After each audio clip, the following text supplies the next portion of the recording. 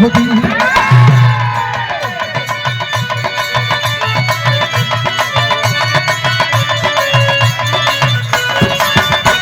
चले हैं नागपाल जब यूसुफ के साथ में, कदम बढ़ाए आगे ले तलवार हाथ में।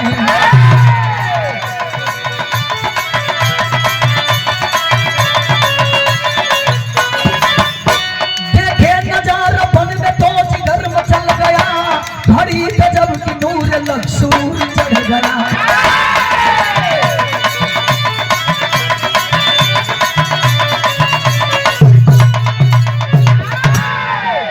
तनी कहानी के समझ लिए बाबू। एक राजा जौने राजा के नाम बा नागपाल राजा। अच्छा तो राजा के कौन चीज की कमी है? राजा के दरबार में, राजा के शासन काल में मैं प्रजा बड़ा खुश में दिन बितावत लोग। अरे वाह, रात के समय बा नागपाल राजा सुतल बड़ो, लेकिन मन बड़ा बेचैन है।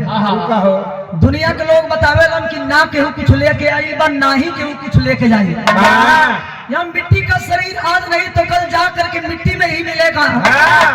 रात के समय बा भोजन पानी कैले बड़ा राजा है, लेकिन रात करवट में बीता था। कभी कभी देख ले हो इंसान के जब टेंशन हो जाला दिमागी, तो के बढ़िया ढंग के नींद ना लगे। रात के समय बस सोचा था कि सवेर हो तो अपने मित्र के लेके चलो जंगल में शिकार करो। जंगल में जाई तो तनी आन मान हुई। सवेर भाई ये ब्रह्म के बेला में, सवेर के बेला में नागपाल राजा अपने मित्र यूसुफ के लेके जंगल में शिकार कर चलो। नागपाल राजा हिंदू थे और नागपाल राजा का परम मित्र जो मुसलमान का लड़का था उसका नाम यूसुफ बताया गया। सवेर के बेला में नागपाल राजा अपने हाथी पर सवार भइलो, अपने मित्र के घोड़ा पर लेके जब जंगल में शिकार करे गइलो। मन बड़ा खुश बा कि आज दिन भर चलल जाई, जंगल में सैर कर जाई और जंगल में शिकार कर जाई। अरे वाह, लेकिन सोचल सपना पूरा ना भाई। जो ना जंगल में शिकार कर गइलो और बिरहा सुनने वाला भैया लोग, वही जंगल में एक खूबसूरत लड़की से नागपाल राजा की मुलाकात हुई। नागपाल राजा की नजर जब वो लड़की पे पड़ो, मन ही मन सोचा था कि क्या हसीना है। जिंदगी में लड़की बहुत देखनी, लेकिन ऐसा लड़की ना। अरे वाह, चला एक आंख बुझा तो जैसे आम के भारी ओट कतरनी चाऊ, गर्दन सुराही धार, पेट बुझा तो जैसे पुरई के पोतई हो। अरे बाबू, करी हाई तो जैसे बुझा तो कि एक के उठा के। अरे वाह, और नीचे नीचे से तो के काम मतलब हमार कहे के मतलब क्यों कर जंघावा के दली के खामा लगे। हाँ, अगर बाबू फिटर हल मर गए वही जगह यहाँ पहियो करत बा। नापत मर गेल। हां, सी बचन का गई तो हो सो के लगन खेवे वाला नहीं खे। नागपाल राजा देखलन 18 साल की छोकरी दीवाना हो गए। हम बताइला कि लड़की मेहरारू ऐसा चीज होली। कैसन हो कि बड़े बड़े लोग के कंठी टूट गई। जैसे आसाराम बापू, नारायण साईं, कतना जैसा निमी के लाशा चाटे लगल। नारद भगवान के बानर के मुंह मिलो मेहरारू के चक्कर में।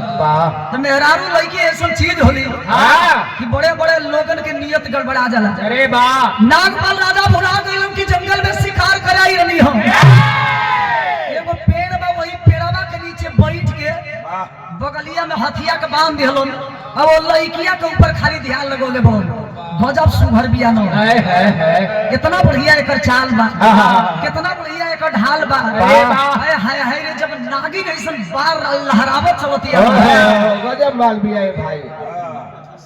करेजा पर जैसे वो हाथ की बिजुरी गिरत हो। नागपाल राजा खाली सुगराई के वर्णन करत हन, तो बिरहा में कवि जी तर्ज लिखत हन बहादुर।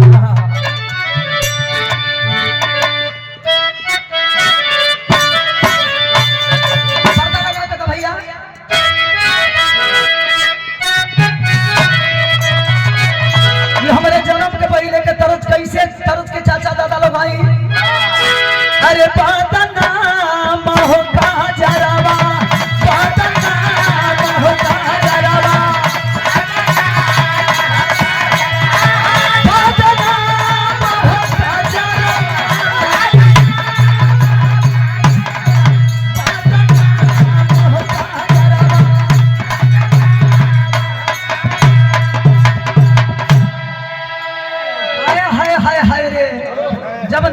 नागपाल राजा के नजर और लड़की से लड़ल हो तो कभी जी बिरहा में भाव लिखत रहो अरे मनवा मोहले मोहनिया मनवा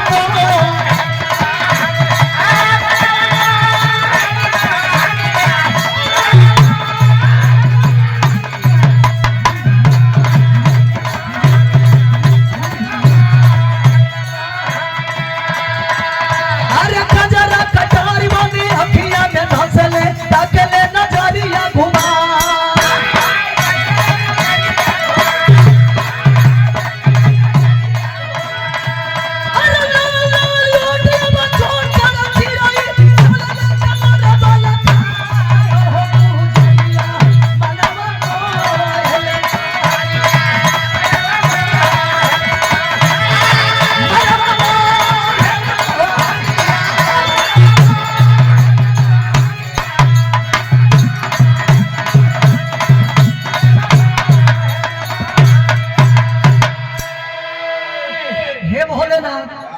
जिंदगी में लड़की बहुत देखनी लेकिन इतना सुंदर ना लग रहा है जैसे जमीन पे कोई परी उतर के आ गई। कहां से यह लड़की मेरे दिल की रानी बन जाती है, कहां से खाली हमारे ऊपर नजर घुमा दी। नागपाल राजा के मन में यह कल्पना होता है 5 मिनट के बाद लड़कियां जब यू टर्न ली हलो यू टर्न के मतलब जब हेने मुंह कैलर हलो ऐसे ही घूम के जब हेने तकला नागपाल राजा के नजर जब लड़की के नजर जब नागपाल राजा से लड़ल गर्मी सूर्य से होती है तपना जमीन को पड़ता है, नजर नजर से मिलती है तड़पना साला इस दिल को पड़ता है। लड़कियां जब देखलस नागपाल राजा के तो हम बताइला सुधीर बाबू खाली मर्दे दीवाना ना होला लड़की मेहरारू को। अरे वाह कुछ मर्द भी ऐसा होला लड़की मेहरारू देखेली तो भीतरे भीतर कल्पना करेली। हमारा नियर होला मन हेतना लोगन में को तू ही तो छछलो लोग हमरे कैटेगरी के सब अपन चेचिस देखला के ये चीज पे का भइल घड़ी लगातार चलता ना के तब गाला जैसे नोहर के मोटका भोभा हां तो नाक से कम बाकी काम से कम बा। कामे से काम कैसे होई लड़का जब आंगना में जाला से तो पहले शकल देखल जाला रंग रूप देखल जाला। यही बात अपना बाबूजी ने पूछेला कम बोलो दवाई इससे फायदा करे। लड़कियां घूमल जब नागपाल राजा के देखल मनही में कहती है कि हे प्रभु इतना उम्र हो गई लेकिन आज तक ले इतना खूबसूरत नौजवान ना देखली। अरे वाह क्या खूबसूरती है एकदम छरहर गजब गजब साला ऐठल ऐठल मुसुक बा। अच्छा राजा वाला पोशाक में देखलस मनही मन सोचत है कि काश ये नौजवान मेरा दिल का राजा बन जाता। अरे वाह जाके लड़की सवाल कलस क्या है राजा ये बताइए इस जंगल में आप क्या करने के लिए आए हो। नागपाल राजा का बनाए रानी इस जंगल में मैंने शिकार करने के लिए आया था लेकिन जब से मैंने तुम्हें देखा है ये साला दिल दीवाना हो चुका है। क्या मुझे दे सकती हो? दे सकती हो। दे सकला का मतलब माने हमारा के दिल दे सकेलू। लड़किया कलर के सुना ज्यादा दीवाना मत बनो। तहरा ऐसा ऐसा लोग कतना आइला न कतना लोग शायद आपके पता नहीं के जौना जंगल में आप शिकार करे आइल बड़ा ये जंगल के पहरेदारी हमारे पिताजी करे लो बात के जानकारी हो जाई ना। सुनो सुनो हे चोरऊ दही खइबा दही हमारे बाप के जानकारी हो जाई हमारे भाई के जानकारी हो जाई तो के सुताए के गुड़िया गुड़िया कटी हंस ये दुनिया में अगर जियल चाहत हो गुड़िया गुड़िया हो उहे बोटी बोटी बने हंस। अब देखो रिश्ता में लगवा देवर तो के खाली और सुधे सुनाते हैं। अरे नहीं 6 इंच के मछली हो जान गए कि का कहल चाहत हो गुड़िया गुड़िया काम खत्म हो जाई जब तक ले नहीं खा काटो तब तक न पिछला तो भैया कथम हम कहे गई जा ओकर भोग लागो का गइल भैया कहे हम कहे कलस के सुना ज्यादा इक्स में मत पड़ो। इक्स में ये बात के जानकारी अगर हमारे पिताजी के हो जाई ये दुनिया में जिंदा ना बचबो। शायद तो के पता नहीं कि जंगल के पहरेदारी हमारे पिताजी करेलन। जंगल के बात के जानकारी हो जाए जिंदा ना बचबो। सुना, अगर ये दुनिया में जियल चाहत हो तो अपने मित्र के लेकर जल्दी जंगल से बाहर हो जाए। नाग का राजा कलन सुनो, ऐसा मर्द नहीं हो। आइए न खाटी नागपाल राजा आई रही है जंगल में शिकार करे, लेकिन आई बानी जंगल में शिकार करे लेकिन जाई ऐसे ना। आई रही अकेली लेकिन जाई तो के लेके जाई। लेके मतलब तो के लिए आई के यही तेरे फरी आई के बोला फसावा मत। यही में बात फंस गई तो कभी जी बिरहा में तर्ज लिखा तोड़ो।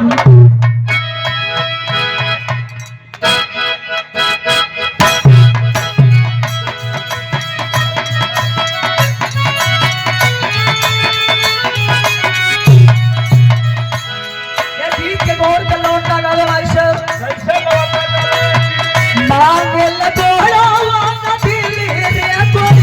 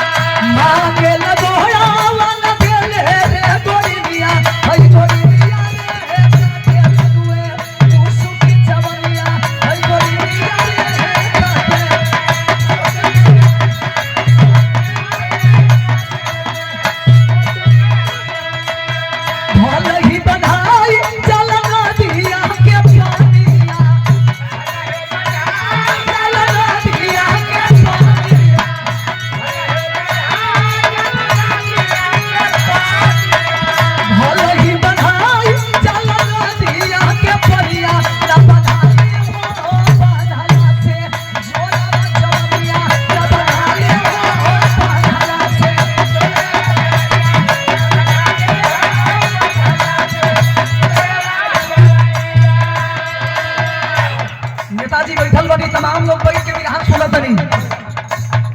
ई चोरवा ना हो, अंधारा ना हो, चरी गोड़वा बना जाए लेकिन दू गोड़वा ना बन है बाबू। पूरी तक कूल होई है साला जवानी के पानी अलगे होला। फारत जाला हो बाबू, फारत जाला काहे ना तोहर तो चोकरत गई हुई समझ पाके। लड़कियां करत की सुनिए, आप मेरे ऊपर दीवाना है तो मैं भी आपके ऊपर दीवानी हूँ। एक मेरी बात सुनिए, क्या बताई लहरली नजारी या कुमारिया झाट बोले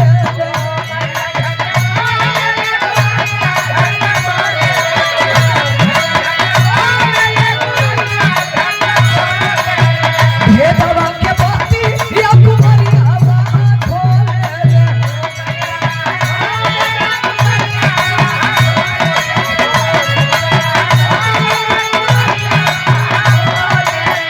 आगे जो भी जो यहाँ नहीं था चाहे कितना बढ़िया मेरे लिए हो हमारे बाबू जी को याद करा मेरे लिए हो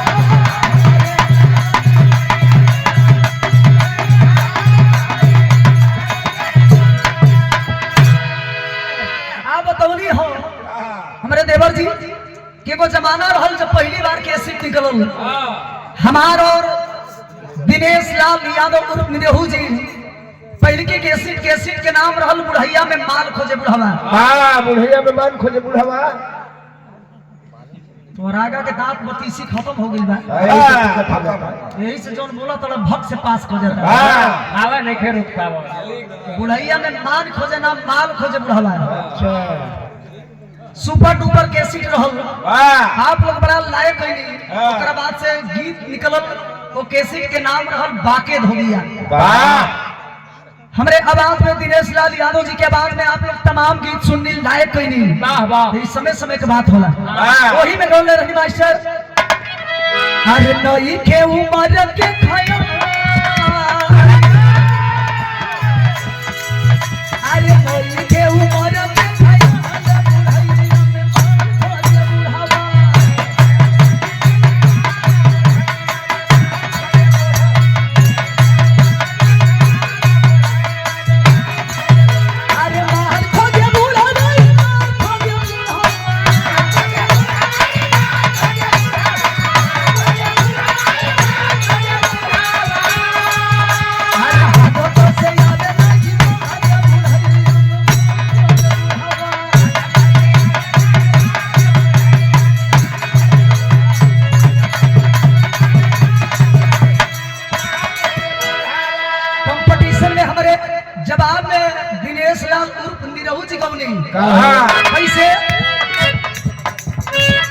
वहां के जवाब रहो अरे मुहवा में पोती ले लू सेंट मुहवा में पोती ले लू सेंट यार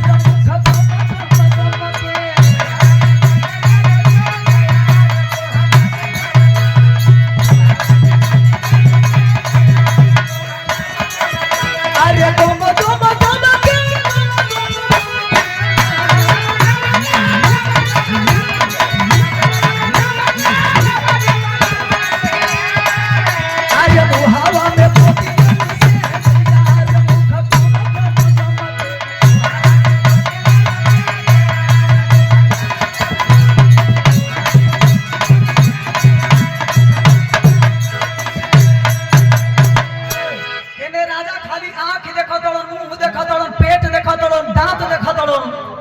लड़किया कलश की छूना बहुत हो गई।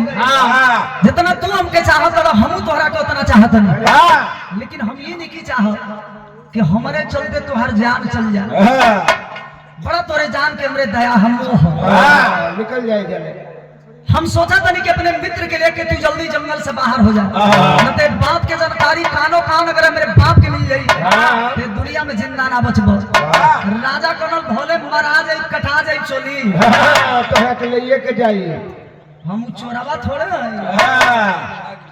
कि सुतल में खीर खियाई हम डायरेक्ट तो के लेके जाइए लड़किया कल जब ये बात बा जब तू नाम मनबो तो जवान रोगिया के भावे तो बैदा अब नहीं मानिएगा तो मैं भी आपके साथ चलने के लिए तैयार राजा कलम के जब तैयारे हो गई दिया तो जाना तो का कइलो लब लब के घानी आधा तेल आधा पानी जल्लो बेचू बाबू जैसे तेरा घर तुरंत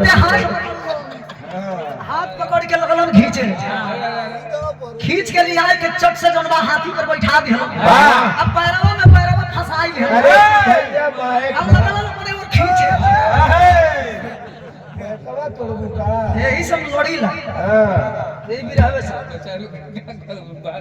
लगलन राजा अपने और खींचे कलन क्या से आप मेरी रानी हो गई अब बैठाए के जब हाथी पर लेके चलो तो मन इतना गदगद बा साला जिंदगी में कोनो चीज कभी ऐसा नहीं मिलेला मौका से कि एकदम दिल मिजाज खुश हो जाला मन करला कि खूब खाए राजा पहल की बार ऐसा हसीना के बोले बड़ो कभी जी विरह में तर्ज लिखा दो कैसे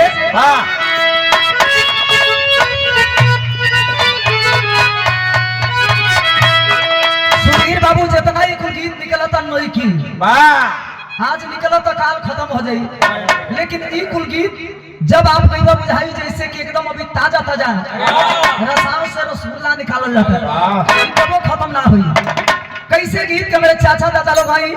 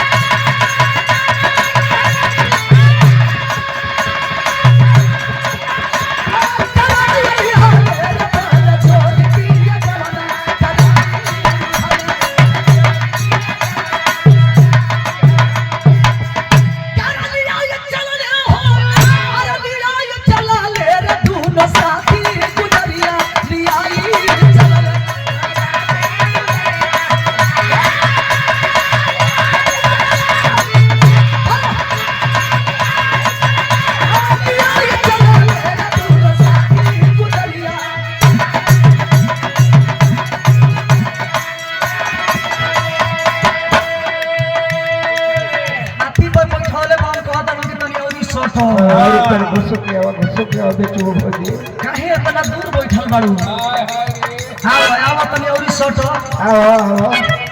तो के साथ राजमहल में ले जाई तो बड़ा विलंब होई यही जंगल में आज लिट्टी फोराई यही जंगल में फीता कटी एगो पटकौते रहती लिट्टी कहे के मतलब के ही जंगल में सुहाग रात मनी किया साला समझ ना पाला सोचो दिया कि एगो तो मिलबो कई तो साला बुढ़ा तक की पागल है कुछ बुझा नहीं एक ईटा बुढ़ा तक की खाल भाई जवन मिल गए हमारे नसीब में, अब तो लेके ढोवा ही के पड़ी। समझ नहीं के पावत की राजा सोचत का बा।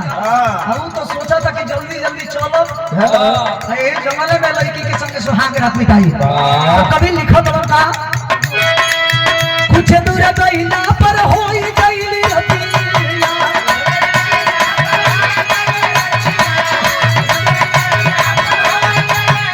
हर पेड़ तारिया सन जमावे तूनो सखिया।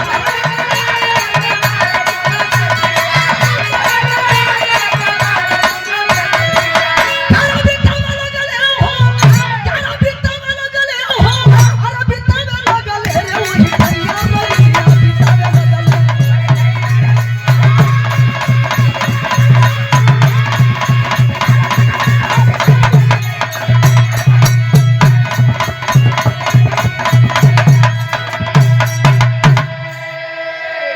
धीरे धीरे एकदम आराम आराम से लेके जाता हूँ।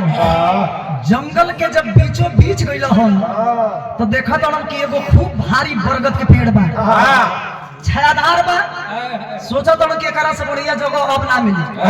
तुरंत लड़की के हाथी पर से उतरलो आ उतार के वही बरगद के पेड़ के नीचे लेके नागपाल राजा और लड़की के संगे अपन मैंने सुतल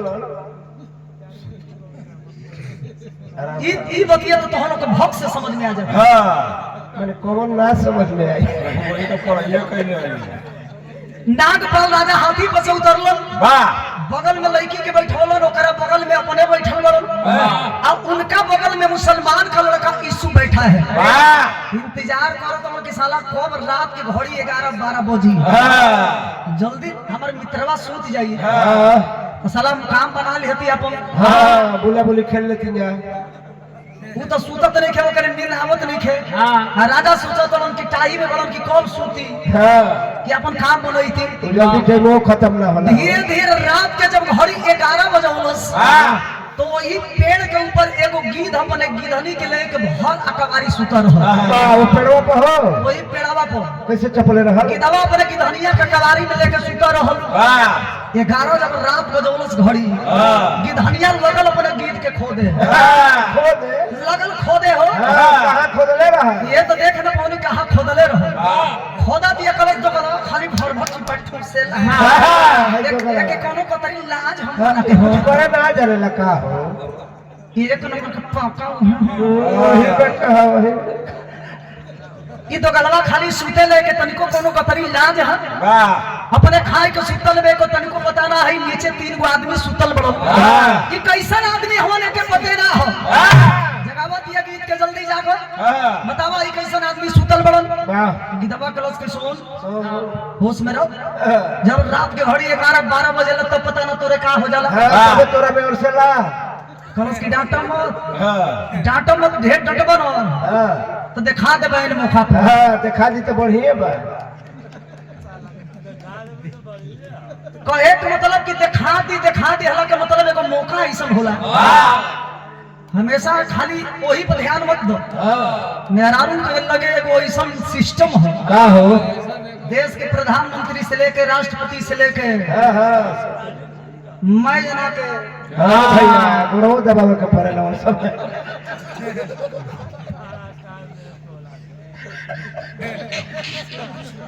वो बड़ा मजा लेता अगर मुंड बना ले दिया कि मेरा दर्शन ना होके दे कितनों कहबो कि रानी तो के ना के झूलनी ले आई हो कि जा हो जा जब वहीं के तो बाकी ना गिदानिया कलश की सुनो बहुत हो गई बड़ा डांट ले लो हमके डांटो तो रहो आज तो दर्शन ना होके दे समझ नहीं के पाओ कि का कहतिया। अच्छा तो मेहरारू कतनो 12 बीजन बनौले होखे मर्द पानी बना के चलल यही कटनी बिनिया कोई के सोचता जाई घरे मेहरारू बढ़िया बढ़िया भोजन बना के दी। मेहरारू तो अपने एकदम क्रोध में ही एकदम गरम भी है मेहरारू। आगा थरिया परोस के दी अजय भाई उठावे के कर को हाथ से खींच ली तब तो बड़ा बुझाई वो गरीब बुझाई के सारा दांत लगे आगे के थरिया अगर कोई खींच ले अरे बाप रे बाप साला बुझाई अच्छा देखो 4 दिन भोजन ना करबो ना बुझाई हाँ। लेकिन मेहरारू तनी मनी अगर कंछिया दे तनी कंछिया जी के छोड़ के जाई तो साला वो गरीब बुझाई की मौत हो गई वाह वाह जैसे मैं यहाँ के बाबू दांत हदात बुझाई के भरी लौला लाठी चले लगी जो है जो आज के बाद हम कसम खाता नहीं जो जो बोले अगर मोने मुंह देखा रे हाँ। सवेर के बेरा में फिर वह आदत है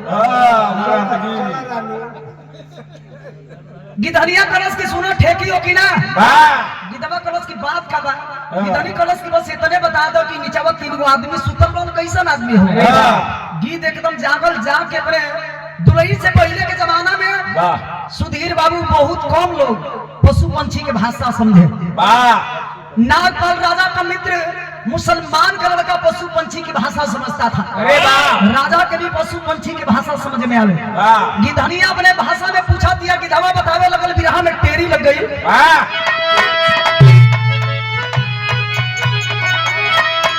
अरे मोरे राम अरे बताओ कि बसुतल निचवा बताओ कि बसुतल निचवा शंका भइल हृदय में हमरो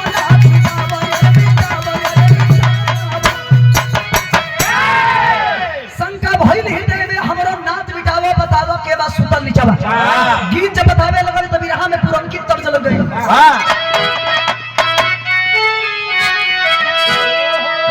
इनके दुल्हा नशेड़ी मिल गई नशा में क्या करत रहा गांजा के नशा दारू के नशा भांग के नशा मेहरारू के नशा ये बड़ा बेकार होला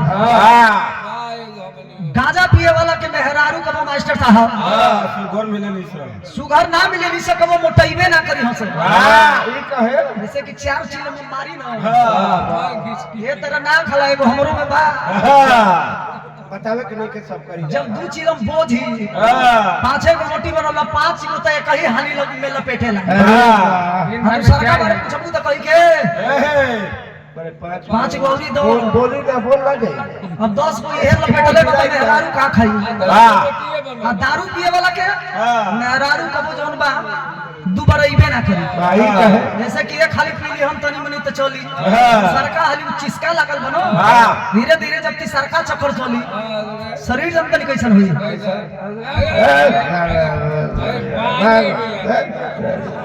ना मौकी गई तो गलवा आ गई राजू जरा तो उल्टी फुल्टी कर ई मट्टी लगना मानी ना आ गई बहुत पी के खिसियानी सब का कहे नि सब आ गई वो दो गलवा आ गई मुट्ठी है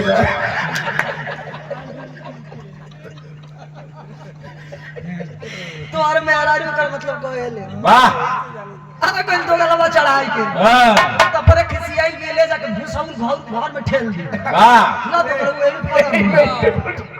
गर्मी के दिन भूसल किसी ने 5 गो रोटी आपन 5 गो रोटी ओकर मारी बताओ शरीर ओकर ना मोटाई त हमार मोटाई कोनो दुल्हन कहले रहो का कहे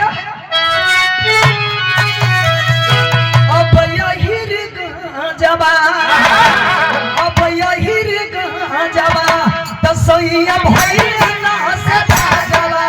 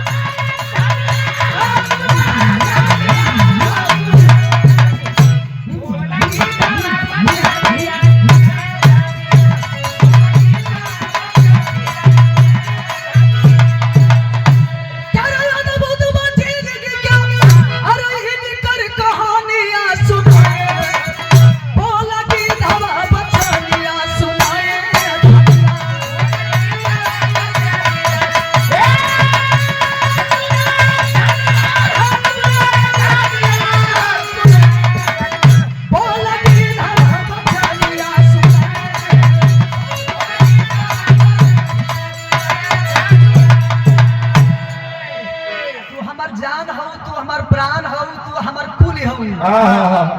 हम ना बतावल चाहत नहीं हम जो ना राजना के विषय में जानल चाहत हूँ। इनका संगे एगो बहुत बड़ा हानि होखे वाला बा। कॉलेज के आखिर कौन अनहोनी होखे वाला बा? देखिए गीत अपने भाषा में गिधड़ी से एगो बात बताओ था का। अरे गिरी है दीवाल जो बिछाई है भगवान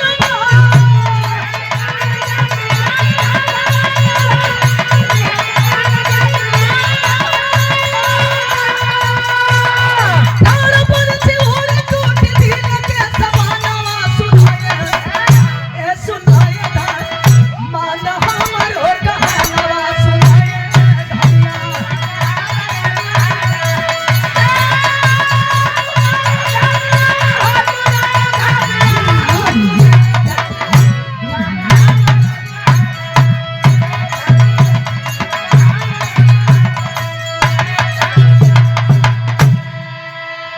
अरे पगली, ये राजा के संगे एगो बहुत बड़ा हादसा होखे वाला बा। नागपाल राजा आज रात कैसहू बिता लिहने जंगल में, लेकिन जब ये लड़की के लेके राजमहल में घुसे लगे हम तो नागपाल राजा के ऊपर एगो बहुत बड़ा देवाल गिरी। अब देवाल गिरेला के मतलब कि नागपाल राजा के तुरंत मौत। अब यही जैसे थोड़ा सा हमार बिरहा दूसरे तरफ चलता है, यही जब नागपाल राजा के मौत हो जाई गिधनी कलश के सरकार जब नागपाल राजा मरिए जी हम तो ये बताइए कि प्रजा कैसे जी हम का कोनो उपाय नहीं कि नागपाल राजा की जिंदगी बच जाई। अरे वाह, गिधवा कलश के उपाय बा। नागपाल राजा के राजमहल में घुसे से पहले अगर नागपाल राजा के कोई हाथी से उतार के घोड़ा पर बैठा दी तो नागपाल राजा के जान बच जाई, ये इज्जत बच जाई। लेकिन अंगना में जब जाइए हम मेहरारू सोने के थरिया में भोजन लेके ही हंसो। नागपाल राजा जब आहार करे हम तो नागपाल राजा वही चौके पर दम के तोड़ दी हम। गिदनी कलश के वजह कैसे बची हम? गिदावा कलश की नागपाल राजा के आगे के थरिया जो मिली वो थरिया अगर दूसर कोई ले ली आपन थरिया दे दी तो नागपाल राजा के जान बच जाए। अच्छा तो गिदनी सुना दिया गीत बतावा तो कि यही जगह ना नागपाल राजा जब लड़की के लगे जे हम सुहाग रात बितावे वो दिन एगो भयंकर नागिन निकली नागपाल राजा के डसी डसला के मतलब कि सुहाग सेज पर मौत। गिधनी रोवे लगल, भले पंछी भी आता था लेकिन मन में बड़ा कष्ट बा कि राज के रखवाला अगर रोजे मर जी हम तो साला प्रजा कैसे जी हम। कहत है कि बताई जान ओइजा कैसे बची। गीत गलस की नागपाल राजा के जान ओइजा तबे बची अगर कोई नागिन के मार के मुआ दी तो नागपाल राजा की जिंदगी बच जाएगी। ये बात के केस सुनत रहत नागपाल राजा का परम मित्र जो था मुसलमान का लड़का वो सुनता था। अरे वाह, गीतानी कॉलेज की सुनी, चिंता मत करी सवेर होई नागपाल राजा जब जगी हम तो हम मैं सच्चाई बता दे। गीत कॉलेज की तू बताइबू तो तोहरों में राज बा। जब कोई बैठ के अगर सुनत हो ये बात के नागपाल राजा से जाकर बता दी तो ओकरो संगे को घटना घटी। का घटी बिरहा के तर्ज लिखल गई। हाँ बस इसी में गाएंगे जी जी यही में गाएंगे हम बस आइए।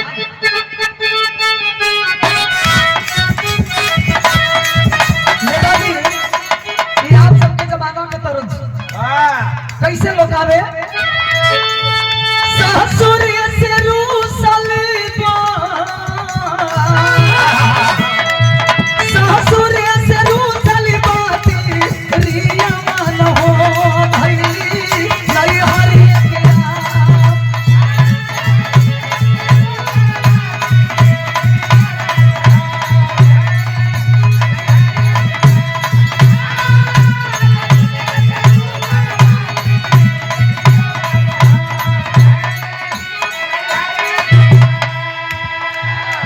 खाली हंसी मजाक छिनरी बुजरी ना होला। हमारे पूर्वजों का धरोहर है बिरहा। जिस बिरहा से हमारी पहचान है उस बिरहा को कभी हम खत्म होने नहीं देंगे। ध्यान दीजिएगा। गीत बतावा तो अपने गिधनी से कि जाकर बताइए तोहरे संगे का घटना घटी। बोला गीत सुना मोरी सा वादिया न हो माना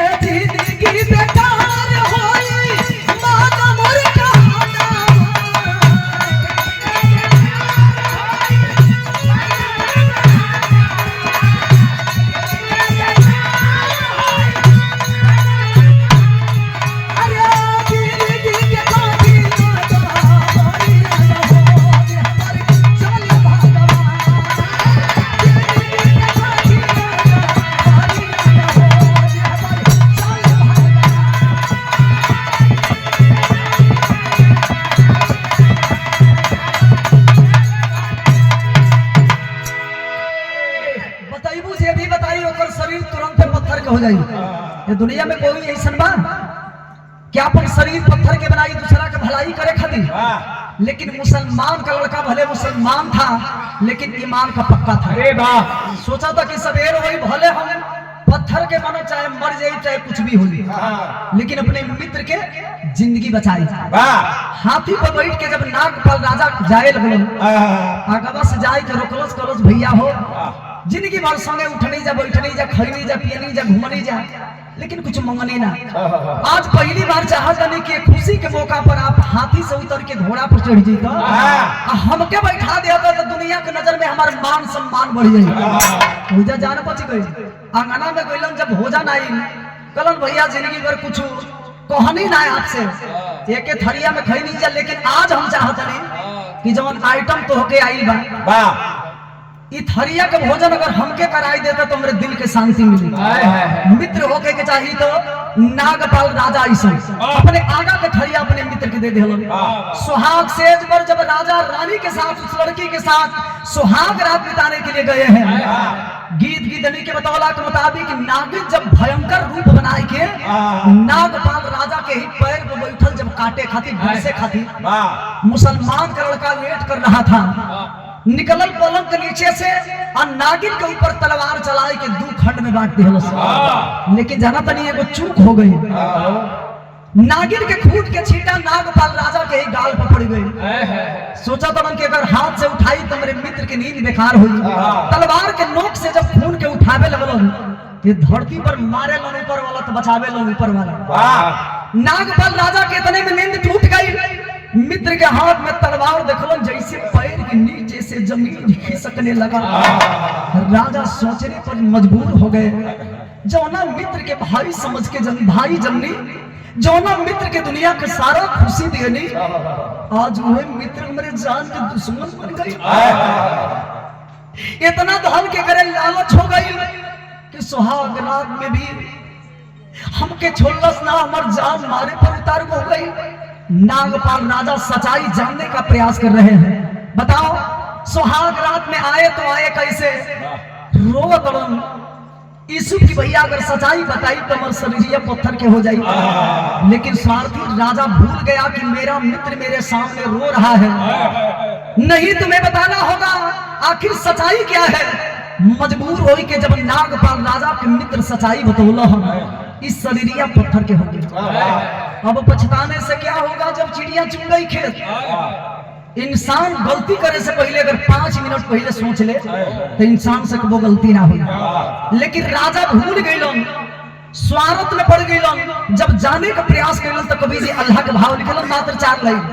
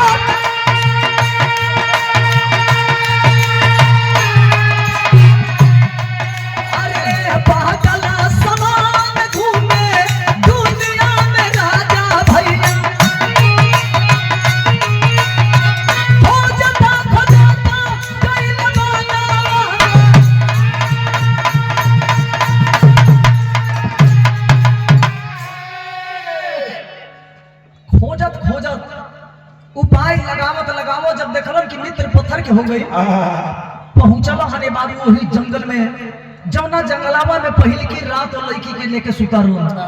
फिर गिधावा जागावे लगल गिधनिया की अब की बार वही सुतल बाई हो पागल बा, ये कैसन आदमी हो। तो जाना तनी गिधवा का करस, पागल ना हो, अपने मित्र के चक्कर में रजवा पगला गई बा। जाना तनी का है ऐसे कि इनकर मित्र इनके चक्कर में पत्थर के बन गई बा। गिधनी कलश की बताई जब पत्थर बन गई बड़ा तो असली रूप में कैसे हम बिरहा सुने वाला भैया लोग गिधावा कलश के असली रूप में राजा के मित्र तबे यहाँ नागपाल राजा के रानी से जो पहिल का बेटा पैदा हुई वो बेटा के नागपाल राजा वही पत्थरे पर सुताई के अपने हाथ से जब अपने बेटा के गुड़िया गुड़िया कटिया न अपना बेटा के जब गुड़िया गुड़िया नागपाल राजा कटिया और नागपाल राजा के बेटा के खून के छींटा जब वो पत्थरवा पर पड़ी तब नागपाल राजा के मित्र पत्थर से असली रूप में आई। अरे दुनिया में कौन ऐसा बाप होई कि अपने लाल के अपने औलाद के अपने हाथ से काटी। ये दुनिया में कौन ऐसा बाप होई। दुनिया के धन दौलत रुपया पैसा एक तरफ लेकिन माता पिता के लिए औलाद ही उसका सबसे बड़ा धन है। सबेर में घरे गई हम सोचा था कि दुनिया में रानी जब बेटा के जन्म दिया वही बेटा के काटो आई अपने मित्र के असली रूप में ले आई। धीरे धीरे समय बीते लगल भगवान के ऐसा मर्जी भइल रानी के जब 9वां महीना में दुनिया में बेटा के जन्म दिली है। नागपाल राजा जब बेटा के शकल देखल देख के मोह गई सोचा था कि इतना सुंदर बेटा बा ये मासूम बेटा के कैसे अपने हाथ से काटी अपने लाल के कैसे अपने हाथ से काटी। इतना सुंदर बेटा के देख के नागपाल राजा मोहित हो गए। सोचा था कि दुनिया में हमार बेटा जिंदा रही ना तो ऐसा मित्र हमके बहुते मिली हम। स्वार्थी राजा फिर एक बार स्वार्थ में पड़ गए। आज राजा की स्थिति ई बा लेकिन सोचे वाली बात नहीं भाई बाबू कि एगो माई जो ना माई के लोग कहेलन कि दिल मोम के सम्मान होला न वो माई जो माई के अपने लाल के 9 महीना यही कोख में यही गरम में ढो के दुनिया में अपने लाल के जन्म देले बड़ी। एक तरफ अपने बेटा के देखा तड़ी दूसरे तरफ अपने पति के वचन के ख्याल। ये दुनिया में अगर हमारे पति के वचन के उल्लंघन हो जाए तो हमारा जीवन धिक्कार हो जाए। अपने हाथ से अपने मासूम बेटे को उठाती है करेजा को मजबूत और ठोकर में पत्थर बनाए के अपने हाथ से लेके जब अपने मासूम बेटा के अपने हाथ से अपने मासूम बेटा के जब रानी लेके चल लिए वही पत्थरों पर सुताई के तलवार से काटे लो। अरे दुनिया में कौन ऐसा इंसान हो कि उकर दिल ना कांप जाइए। कितना कष्ट से वो भाई बाप ये दुनिया में अपने लाल के जन्म दे हर सपना को अधूरा रखते हैं कि मेरा बेटा एक दिन जवान होगा हमारी गरीबी दूर करेगा। उसी बेटे को उठा करके रानी पत्थर पर सुलाती है और हाथ में तलवार लेकर के जब काटने चली तो कभी भी रहा के आखिरी भाव लिखते हैं।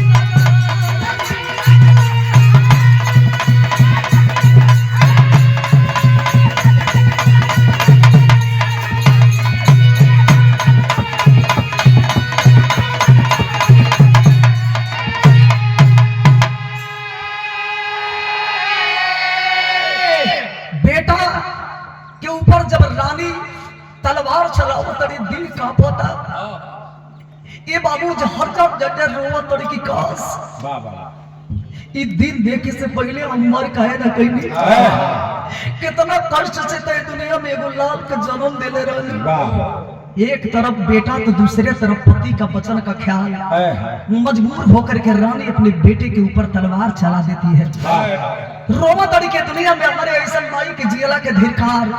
लेकिन जानते हैं रानी सबसे बड़ा भोलेनाथ की बहुत बड़ी भक्ति थी। भोलेनाथ एगो माई के त्याग भोलेनाथ एगो माई के कुर्बानी देख करके आखिर कैलन का ब्याह में लोग पहले के जमाने में सवाल करे कि काशी की नगरी क्यों करवट हुई थी, भोलेनाथ जमीन के अंदर क्यों धसे थे। एगो माई के त्याग दे के, माई की कुर्बानी दे करके भोलेनाथ के डमरू से डिम डिम आवाज निकलने लगा। काशी की नगरी भी करवट हो गई। इसीलिए कभी लिखते हैं क्या, अरे जिंदा भाई लाल माई मुहावा निहारे, अरे धन्य भगवान ये तोहरे सहारे।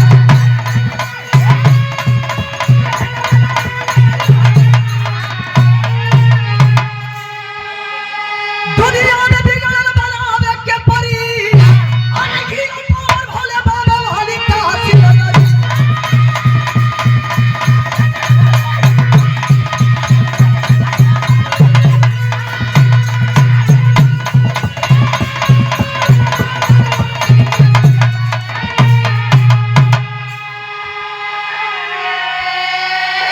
पहले के मेहरारू पतिव्रता होखे, सत्य पर चलने वाली होती थी। अगर के जमाना में जितने शिक्षित हो तड़ी, जितने कुल पढ़ल लिखल हो तड़ी, उतने मती के भरभंड हो तड़ी। मेहरारू के नाम मर्दों के उहे स्थिति है।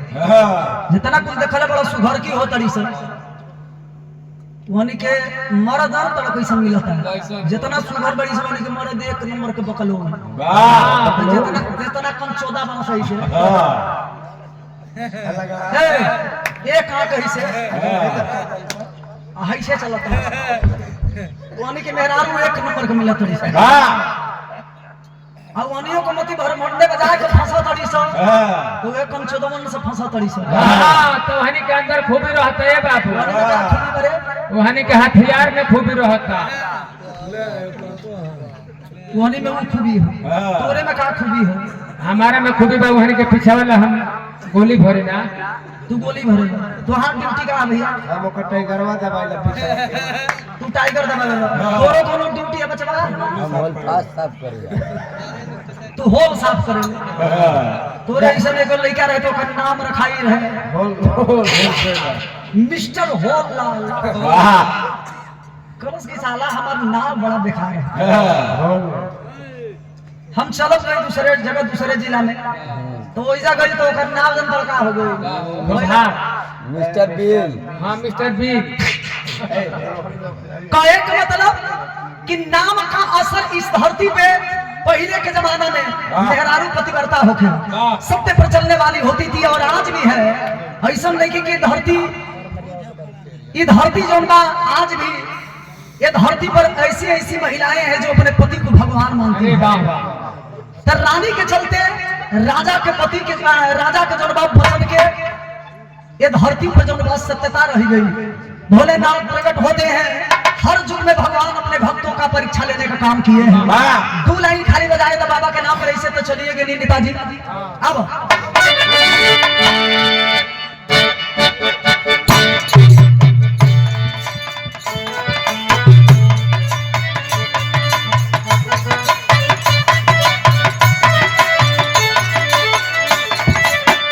वह तर्ज बनाशर पंजाबी करता दो।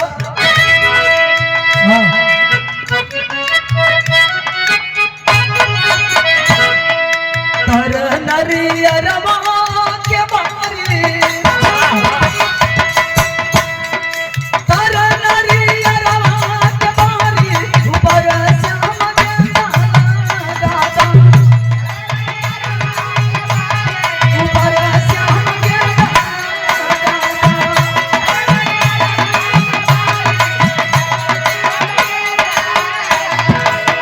बलिया जिला के मेहरारू यही धुन के गावेली। का होई पूरी मिठाई, अरे का होई पूरी मिठाई, बलमो सतुआ बिना तरसे, बलमो सतुआ बिना।